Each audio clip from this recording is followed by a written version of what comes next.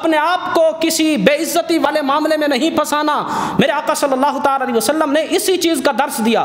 ایک مرتبہ حضور رات کے وقت مسجد سے تشریف لا رہے تھے نا، رات کے وقت حضرت صفیہ حضور کی زوجہ محترمہ ہیں، حضور علیہ السلام کے ساتھ تھیں، عشاء کے بعد کا وقت تھا۔ دو انصاری صحابی حضور کے پاس سے گزرے، تو دو انصاری صحابی جب گزرے دیکھا کہ اللہ تعالیٰ کے نبی کسی خاتون کے ساتھ ہیں، تو انہوں نے اپنی نظریں جھکائیں، چہرہ جھکا کر وہاں سے جلدی سے گزر گئے۔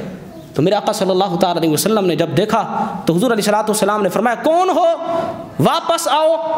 وہ صحابی واپس آئے تو میرے آقا صلی اللہ تعالیٰ علیہ وسلم نے فرمایا یہ جو میرے ساتھ ہے یہ میری زوجہ حضرت صفیہ ہے۔ فرمایا یہ میری زوجہ صفیہ ہے۔ تو جب ان دو انصاری صحابہ نے یہ بات سنی تو میرے آقا صلی اللہ تعالیٰ علیہ وسلم سے عرض کرنے لگے یا رسول اللہ کیا ہم اللہ کے نبی کے بارے میں بھی کوئی شک کریں گے کہ وہ کسی نامناسب خاتون کے ساتھ ہوں گے؟ یا رسول اللہ ہمارے تو دل میں یہ خیال ہی نہیں گزرا۔ تو سنو میرے آقا صلی اللہ علیہ وسلم نے اس وقت کیا ارشاد فرمایا تھا۔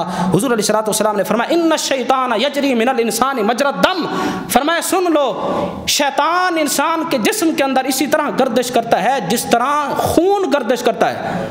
ہو سکتا تھا کہ کہیں شیطان تمہارے دل میں کبھی کوئی خیال ڈال دیتا، تمہارے ایمان کا کیا بنتا؟